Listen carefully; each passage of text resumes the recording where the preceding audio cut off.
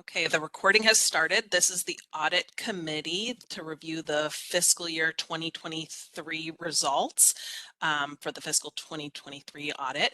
And it is 5:06 on January 16th. I'm Lauren Breithaupt, the finance director here. We have Carol Brake, city council here, Tanya Moffett, our external auditor, our external audit partner, Abby Farber, our audit committee member, and John Williams, the city manager. And we had another really successful audit this year. I'm going to turn it over to Tanya shortly, but it was great working with her team again. And I'm glad that this audit is done. It was kind of a doozy with the single audit and some new implementations, but it was successful. So I'll turn it over to Tanya with that. Yeah, thank you, Lauren. So we completed the financial statement audit as well as a single audit. So the financial statement audit was an unmodified or clean opinion, which is the highest level of a financial statement opinion that we can give on a set of financial statements. Like Lauren stated, this year was a little bit unique. We had a new government accounting standard for subscription-based information technology. So they're called SPIDAs or SBIDAs or SPIDAs, like everybody pronounces them differently.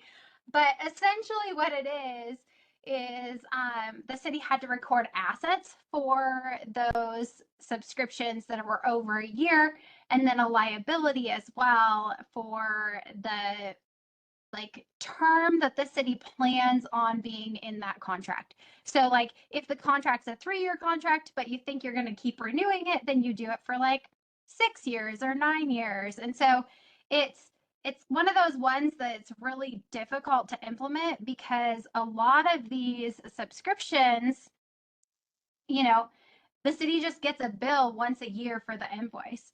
And so it's kind of hard to identify them because they're not like a contract that it's like, okay, we're going to go out and we're going to have this for X number of years.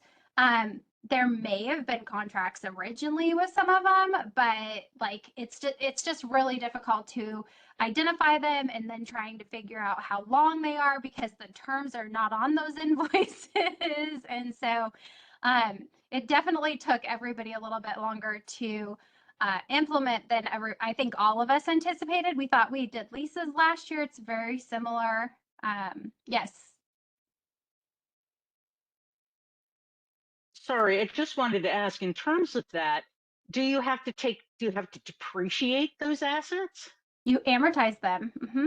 Or amortize them, yep. So you amortize them over the life of whatever the term is. Yeah. And so they potentially have different amortization rates versus the liability amount because it's a present value that you're trying to calculate for the liability. So they don't match up exactly. So it was a very interesting pronouncement to implement.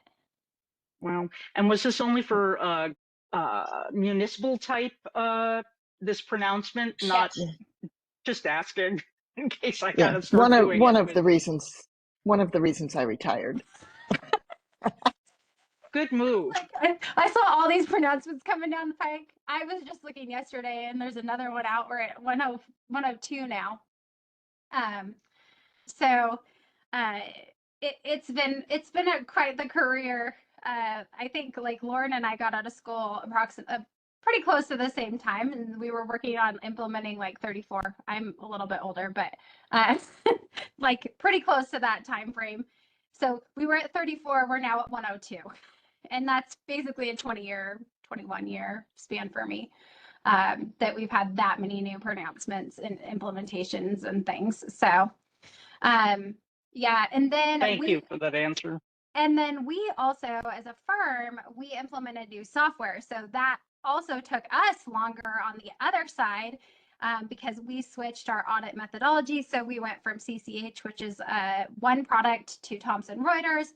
And we switched like the software that we were using. So we had to like learn how to do that and everything. So What that did mean is that we didn't issue the auditor's report until January 2nd, and a lot of that was on us. So don't feel like that was the city, that was on us, just trying to get everything done. And implementation of new software always takes longer than you anticipate. I will just, every time I'm like, why did we do this? I think that's how most people feel. But our opinion on the financial statements is limited to the basic financial statements and the required supplementary information.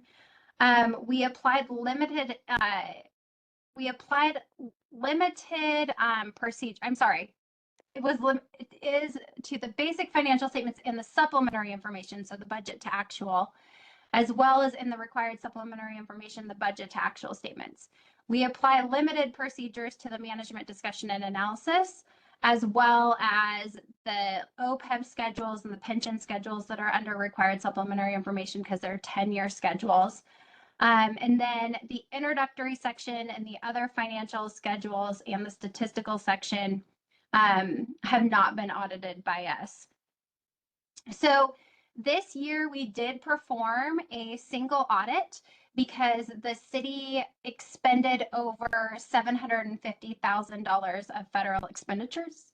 This is a special compliance audit, and there were two pieces that we had that were a major program, which was the COVID-19 relief SLFRF funds, as well as the disaster grant public assistance, which was the FEMA money for the ice storm.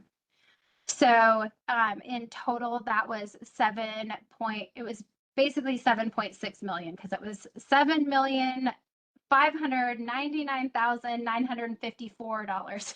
So almost 7.6. And we didn't have any findings in the single audit or any compliance findings or anything in there. There were no restrictions and no significant difficulties placed on us during the audit. We didn't have any disagreements with management. As always, there's always some estimates in the financial statements. Some of the estimates include depreciation. We don't know exactly how long a police car is going to last. Compensated absences payable. When employees might take that vacation, they might be at a higher rate of pay. Allowance for doubtful accounts. We don't know what accounts are going to get paid and what accounts won't get paid. Net pension liability and other post-employment benefit liability are the most significant ones on the financial statements, but the city personnel are not the ones calculating those. Those numbers are coming from an actuary.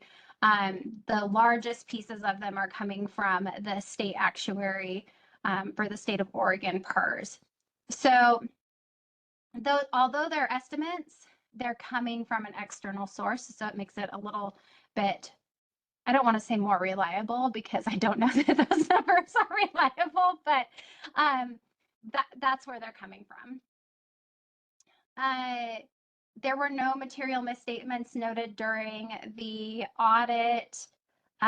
We also have an auditor's report required by Oregon state regulations. So the state of Oregon legislature has some very specific things that they ask Oregon municipal auditors to look at. So for example, collateralization of the public funds, indebtedness, how much debt there is out there, Oregon budget law to ensure that the city's in compliance, ORS 279, which is public purchasing, that if the city goes out to bid for something that they're doing it appropriately. So we do a sample basis of testing for all of those things.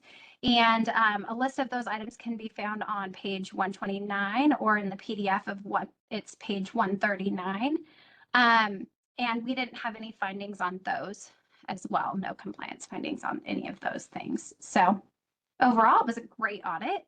So I will open it up to any questions that you may have.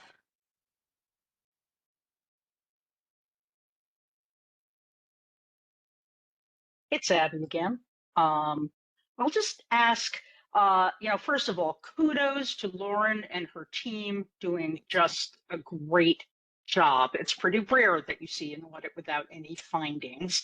And for some organizations, I'd be a little suspicious if I didn't see any findings whatsoever. But Lauren clearly knows what her job is. And I like that there's additional outside requirements about transparency, budgeting, indebtedness, things like that. I wish more people in the city took, not residents like me. I know not everybody's a numbers geek like I am, or an accountability geek, but it really does give you assurance that, is everything perfect? No, that's not what an audit's there to do, but that, things are being done appropriately. I like that part about that you look at, are things being bidded out according to the law, because that's really important. Glad you passed your first federal single audit. Congratulations. They're sometimes so painful, but obviously not if you're doing everything right and you know what you're doing. I did have a question. This is more, I don't know if this is within your purview as auditors to answer, but I've been seeing across the country, both municipalities and school districts saying, well, the COVID's money is gone. Now what are we going to do? Because some of them either added staff, and I know you're not the school district, added staff or added resources that may need maintenance or something like that. I'm sure the FEMA one went for, all the damage the city covered, but the COVID funds, are we concerned about, what we're going to do next? So the that, absence of those. I was just going to say that is a little bit outside of the scope of Okay. the audit. But I know Lauren can talk a little bit about that. A lot of that goes through the budgeting process. And I'm on the budget committee too this year. So you know what, Lauren, let's save that one for the budget committee. Okay, it is really a very good question. And yes, of course, we're always concerned about what's happening next. And I think we really took that into account with this budgeting, the previous budgeting process for what the 2 years that we're in now and next year. And we didn't hire positions that would have to be paid for in the future, that when the money's all gone. And we didn't do anything that we were going to have an operational cost in the future. We really used that funding to pay for revenue replacement and services that we have currently, and also just some outreach stuff, some help to local businesses and grants in that way. So really it was mainly just a recovery, helping us fill the budget gaps that we had or were going to have, and kind of pushing us down the line further with, having budget shortfalls, if that makes sense. So hopefully filling that for now, and at least for this biennium, and hoping that it continues to help us in the next biennium. Good. And I'm sure you'll talk to us more about that too. Oh yes, it will be. It's this kind of this cliff that, I heard, what was it, 7 million in federal revenue? There's individual school districts that were also getting that much, and they of course hired teachers and people like that to give extra services to students, but now there's no money. What are they going to do? Anyway, thank you for that. You're welcome. Tanya, I'd like to say I really appreciate the way you discussed the minimum standards of audits. I know other boards that I have worked for hear that minimum standards and think that that means you do the absolute minimum, which is not what it is at all. And so I appreciate the way you didn't even use that terminology, which I think is good, because I think that can be very confusing to people. They think minimum standards, we didn't get a real audit. And I know that's far from the truth. And also to Lauren and her team, great job. Thank you. Thank you. My team is really great, and I appreciate all that they've done, and they're really doing a stellar job on this too. They are the ones who are doing it on the daily basis and doing all the reviews and approvals and input. So really it's a big kudos to them too, just for doing the daily things. properly.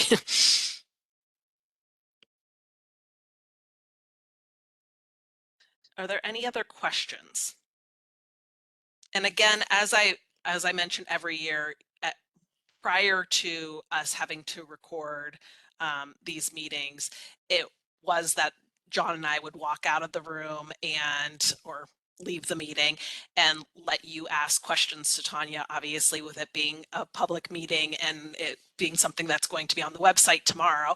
That's not something that is reasonable. So what we've said in the past is, of course, you have Tanya's email, phone number. If you ever have any questions, please don't hesitate to reach out to her. Obviously, feel free to reach out to myself or John if there's ever any questions about the financials in general. And we'll be sure to help. But otherwise, we're going to be kicking it off again in less than 6 months for another audit. So we'll be talking again soon. But if there's anything that you're interested in the auditors looking at next year or have any questions or concerns, please feel free to reach out to Tanya. Anything else? I have no further questions. Again, congratulations Thank you. doing this, getting it done timely, amidst everything that happens every year. Thank you. Well, thank you all, and I appreciate you being here and being on this committee. And have a wonderful rest of your night, and we'll see some of you in a few minutes.